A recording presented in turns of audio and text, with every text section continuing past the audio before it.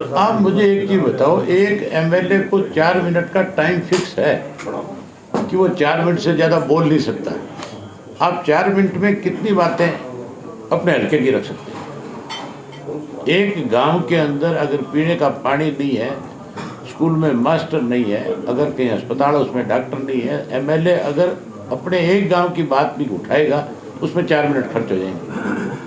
और एक एक विधायक के हल्के के अंदर 100 150 गांव भी है, किसी के कम है, किसी के बहुत ज़्यादा है। तो कैसे विधानसभा में आप ये कह सकते हो कि हर किसी को पूरा समय दिया है, अपनी बात कही है?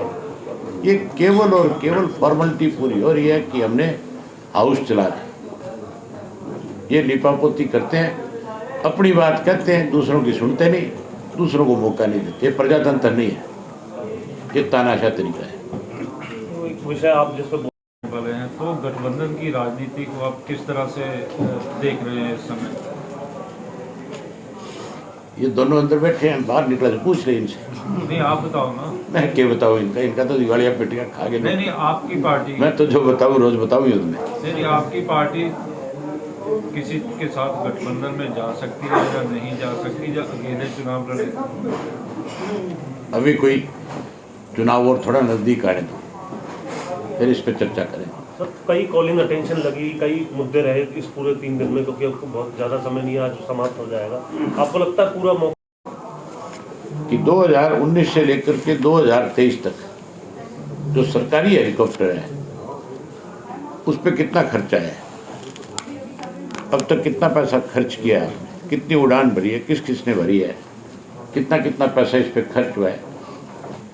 कमाल की बात है, रोज मुख्यमंत्री हेलीकॉप्टर में घूमता है, और मुझे जो सरकार की तरफ से लिखित में है 2019 के अंदर तो दिया इन्होंने 47,34,000 कुछ रुपए की खर्च है।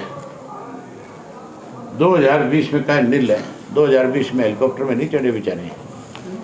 गया तो था मुख्यमंत्री चढ़ के, वो एक गांव था ना करनाल जिले का, किसान आंदोलन के दौरान गया था कि नहीं गया था, पर उतरने नहीं दिया, इसलिए मेरी ख्याल खर्चा लिखना भूल गए उसको।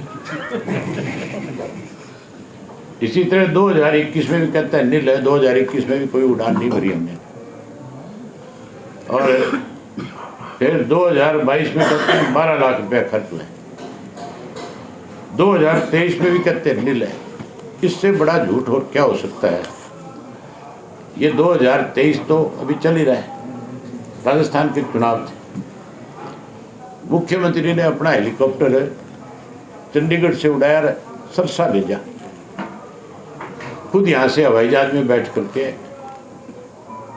हवाई जहाज से सरसा पहुंचा, डबल खर्चा किया। और उसके बाद उस हेलीकॉप्टर में बैठ करके चौटाला गांव में गया, वहाँ उतरा, और वहाँ उतर के फिर संगरिया हनुमानगढ़ प्रचार करने के लिए, और सरकार की तरफ से रिपोर्ट में लिखा जाता है नील है। किस तरह से मतलब झूठे दस्तावेज हमें देख करके गुमराह किया जाता है? ये भी इनका अपना है, सरकार की तरफ से दिया। उसके अलावा अपने ऐशो आराम के ऊपर कितना पैसा खर्च करते हैं ये आप सोच भी नहीं सकते।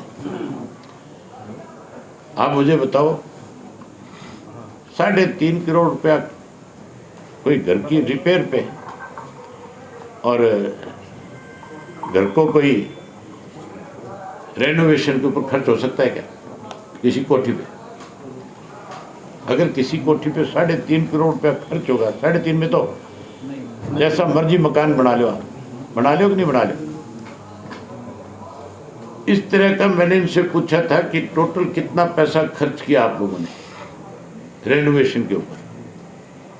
ये हमारे बड़ा राजकुमार नहीं है, 3.5 करोड़ खर्च कर दिए इसने, क्योंकि इसका अपना डिपार्टमेंट है। मुझे लगता है यहाँ कोई पुराना रंगा दिखा देगा, ले गया होगा अपने घर सारा उठा कर।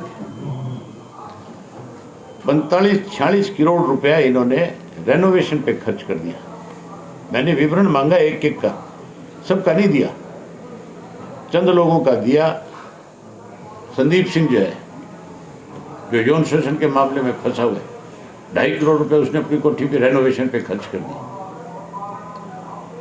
मुख्यमंत्री आवास का खर्चा नहीं बताया कितना है, मेरे ख्याल मुख्यमंत्री वाले पे तो 5-7-10 करोड़ मिलेगा।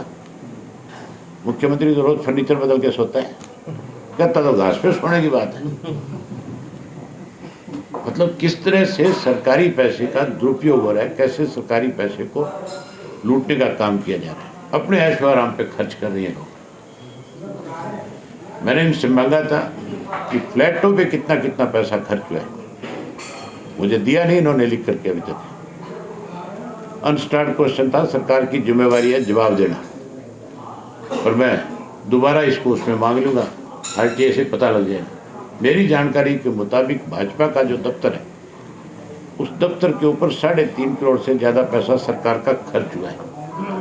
किस तरह से सत्ता में बैठे लोग जो है सरकारी पैसे से अपने दफ्तर चला रहे हैं।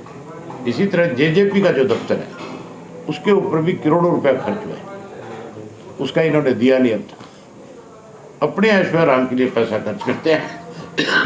सरकारी पैसे का कैसे दुरुपयोग हो रहा है, कैसे उस पैसे से प्रदेश को बर्बाद करने में उस पैसे को लगे। इन सारे मामलों की हमारी सरकार बनने के बाद हम इंक्वायरी कराएंगे। जो लोग इसमें दोषी है, जिन लोगों ने खर्च कराया, उन लोगों को फिर बख्शेंगे नहीं, उनसे एक एक पैसा, एक एक पाई वसूल करके लोगों पे खर्च करेंगे। सर सेशन में अभी एक मामला, और अगर काम है तो कोई DC के पास जाकर के वो अपने काम को सुलझवाते हैं। ये इशू कांग्रेस वालों ने उठाया है ना। कांग्रेस ने ही इस तरह की चिट्ठियां जारी करी थी। पहले जब कांग्रेस की गवर्नमेंट थी, हुड्डा के वक्त में ये चिट्ठियां जारी हुई थी, और उसी परंपरा को भाजपा वाले भी आगे निभाने का काम कर रहे हैं।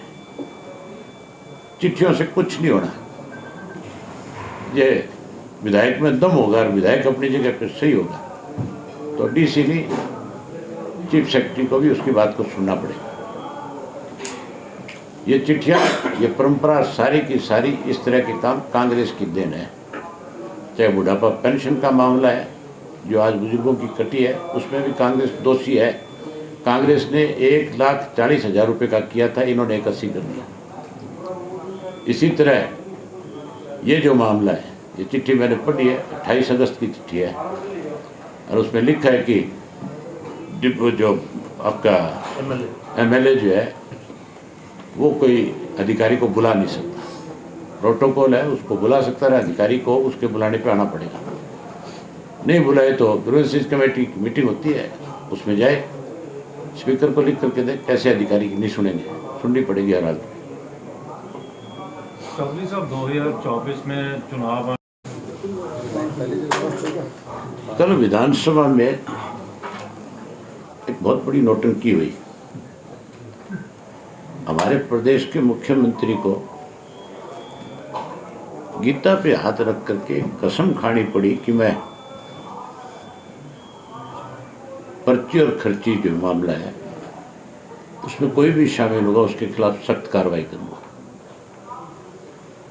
मुख्यमंत्री को गीता पे हाथ रख करके कसम खाने की जरूरत नहीं। मुख्यमंत्री का काम है, प्रदेश के अंदर अगर कोई व्यक्ति भ्रष्टाचार को बढ़ावा देता है, भ्रष्टाचार में शामिल पाया जाता है, तो उसके पास अपने सोर्स है, उसकी इंक्वायरी कराए, और इंक्वायरी के बाद जो दोषी पाए जाए उन लोगों के खिलाफ सख्त कार्रवाई करे। ऐसी कार्रवाई करे कि किसी और दूसरे की जल्दी से हिम्मत ही ना पड़े उस काम की तरफ बढ़ने की। लेकिन बड़ी हैरानी की बात है, विधानसभा के अंदर बाकायदा तौर पे एक बोर्ड लगा हुआ है, उस पर लिखा हुआ है कि इस हाउस के अंदर जो भी व्यक्ति अपनी सीट पे खड़ा होकर के जो बात रखेगा उसको सच कहने, स्वयं सच के, अगर वो कोई बात निराधार बात करता है तो फिर उसको कहता है पाप माना जाता है और उसके खिलाफ प्रिविलेज भी लिया जा सकता है। लेकिन यहाँ तो हैरानी की बात है, जो भी मिनिस्टर खड़ा होता है बोलने के लिए, वो स्वयं झूठे आंकड़ों के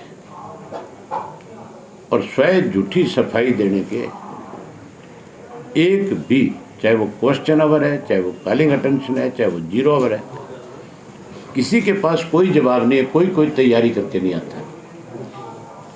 अनिल विज जो है बड़े सीनियर मेंबर हैं, 5वीं 6ठी बारी चुन करके आए हैं, कई महकमे हैं और बारी बारी ये कहते रहते हैं कि मेरा नाम अनिल विज है, मैं न्याय करता हूँ, मैं जो भी कहता हूँ उसको पूरा कर देता हूँ। कल की बात है, शराब से जुड़ा हुआ मामला था, मेरी कॉलिंग अटेंशन लगी हुई थी और मैंने उनसे पूछा था कि अब तक जहरीली शराब की वजह से, नशे की वजह से कितने लोगों की मौत होगी। ये भी पूछा था कि अब तक किन किन लोगों के खिलाफ आपने क्या क्या कार्रवाई करी। जो आंकड़े पढ़ रहा था, जो रिपोर्ट बनकर के आई थी, उस रिपोर्ट को पढ़ते पढ़ते खुद परेशान हो गया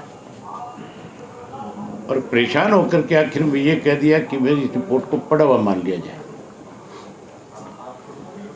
जब मैंने उस रिपोर्ट को पढ़ा और उनके जो कुछ उन्होंने पढ़ा था, थोड़ा बहुत जो उसमें बोला था, बड़ी हैरानी की बात है, उन्होंने ये कहा कि ओवरडोज की वजह से अब तक 34 लोगों की मौत हुई है।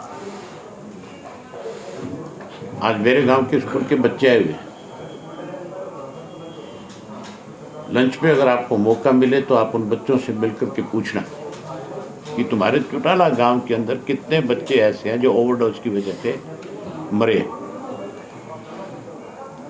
इस चिट्टे की वजह से, और कुछ गोलियां हैं इस तरह की, टेबलेट्स आती हैं जिसकी ओवरडोज होने से बच्चा मर जाता है। और मरने वाले जो है वो सारे 18 से 25 साल 30 साल की उम्र के हैं, इससे ज़्यादा बड़ी उम्र के बहुत कम लोग हैं। हमारे गांव में 100 से ज़्यादा लोग जो है इस चिट्टे के नशे की वजह से परमात्मा को प्यारे हो, जबकि गृह मंत्री उस रिपोर्ट में कह रहा है कि केवल 34 लोग हैं। हरियाणा प्रदेश में हजारों बच्चे ऐसे हैं जो इस चिट्टे की वजह से अपनी जान गंवा चुके हैं। दवाड़ी के अंदर तो एक कार्यक्रम ये मुख्यमंत्री जगह जगह करते घूम रहे हैं आजकल, जनसंवाद, उसमें एक महिला ने खड़े होकर के मुख्यमंत्री के सामने ये बात कही थी कि मेरा पहले तो घरवाला जो है नशे की वजह से गया और मेरा एक बच्चा भी नशे की वजह से मर गया। वो मांग कर रही थी कि भी इसके खिलाफ आपको कोई कार्रवाई करनी चाहिए। उसके खिलाफ कार्रवाई करने की बजाय मुख्यमंत्री ने ये कहा कि तेरे को किसी ने सिखा करके भेजा है। ये हालत है हमारे यहाँ नशे की। ये कहते हैं कि 34 लोग मरे। शराब का इतना बड़ा घोटाला है। ये जो शराब बेचने वाले लोग थे, जिन लोगों ने उसी के सवाल के जवाब में आया हुआ है जो हमने सवाल पूछा है, कंट्राडिक्टरी है। पुलिस तो ये कहती है कि यहाँ पे कोई ठेका नहीं था, ये अवैध शराब बेची जा रही थी, और एक्साइज डिपार्टमेंट कहता है कि ये ठेके का लाइसेंस था। आपस में दोनों में कंट्राडिक्टरी है। मतलब एक दूसरे को बचाने के लिए एक दूसरे पे आरोप भी लगाए जा रहे हैं, फिर भी आरोप लगाने के बाद भी बचाया जा रहा है। उसके बाद जब इसके पास कोई जवाब नहीं बचा बीच के पास, तो आखिर में खड़ा होकर के बताने लग गया कि एक तो इसका जो ठेकेदार था वो कांग्रेसी था, दूसरा उन्होंने हमारी पार्टी से जुड़े व्यक्ति का नाम लिया। हाउस के अंदर झूठ बोलना जो है सबसे बड़ा पाप माना जाता है, और इस विज ने कल बहुत बड़ा झूठ बोला है। मैं विज को जब मिलूंगा तो पूछूंगा इससे बड़ा झूठ क्या हो सकता है। राजकुमार बुबका नाम का एक व्यक्ति हमारी पार्टी में पहले होता था, उसके बारे में इसने बताया था कि राजकुमार बुबका को इंडियन नेशनल लोकदल पार्टी ने सढौरा से चुनाव लड़ाया। सढौरा रिजर्व कॉन्स्टिट्यूंसी है और वो कंबोज जाति से संबंध रखने वाला है बुबका जी। पहली बात तो जनरल वाला रिजर्व में जाके लड़ ही नहीं सकता।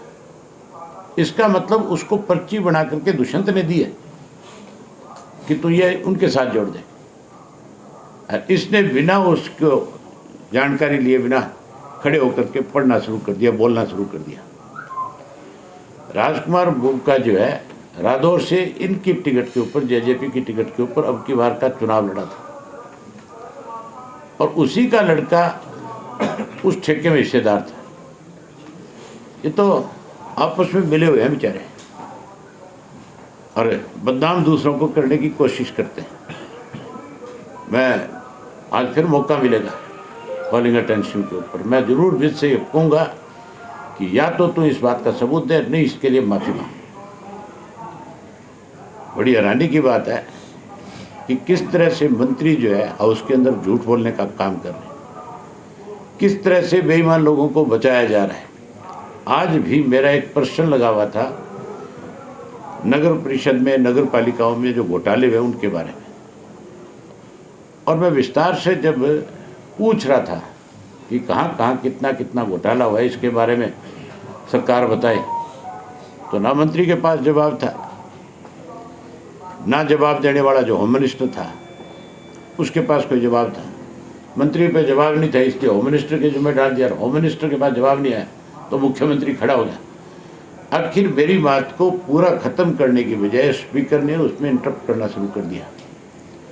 मतलब किस तरह से अपने इस हाउस को अपनी मनमर्जी से चलाने का काम करते हैं। विधायक जब अपनी बात रखते हैं तो उनकी बात को सुनने की बजाय उन पे जबरदस्ती उनको बैठाने का काम करते हैं।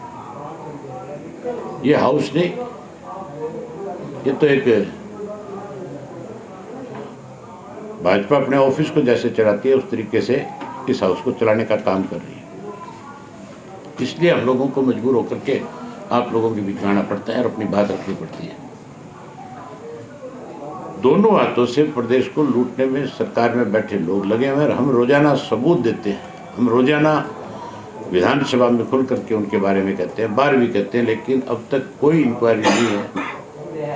सब इकट्ठे हो रहे हैं, कांग्रेस भी उसमें उनके साथ शामिल है।